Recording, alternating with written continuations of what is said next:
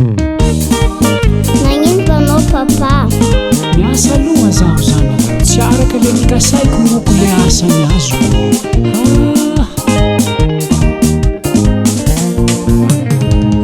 Atomba malahelo ty foko lasa dinikera fa tsy araka le nikasaiko le asany azoko.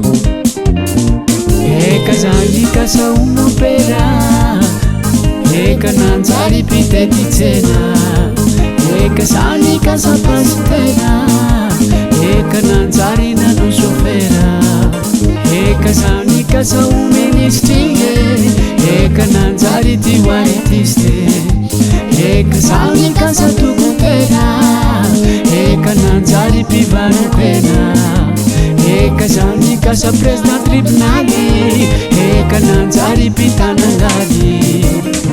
Kafika sani chitudi mamparale futumbo,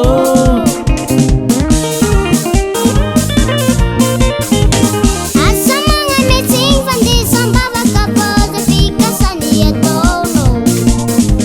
Sinapena tano fanimaring papat metsang barangwanaw. Asa mga meeting pandisang babakapo fika sani atono. Sinapena tano fanimaring papat metsang barangwanaw. Fika sani tano papa. Sangari nandase, anga tawang tuwange, fika sana piano papa. Sangari nandase, anga tawang tuwange, fika sana.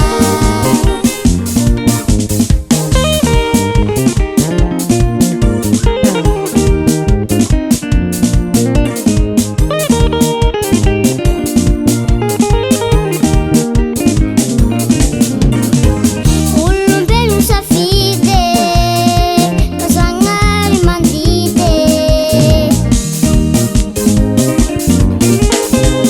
Yalla tinge minovo sa papa ko, sinapiana tano fanimaring chisana ke.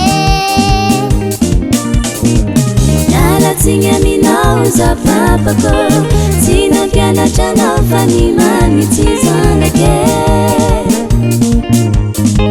Sangari tamienga tingi, yalla tinge minovo sa papa ko, sinapiana tano fanimaring chisana ke. Yala tinga minao za papa ko, sinapiana chano fanimani tizana ke. Azafady papa, yalla tinge minovo sa papa ko, sinapiana tano fanimaring chisana ke. Yala tinga minao za papa ko, sinapiana chano fanimani tizana ke.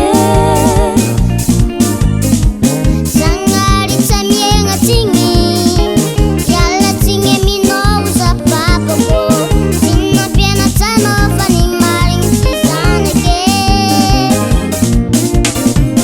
Yala tinga minao za papa ko, sinapiana chano fanimani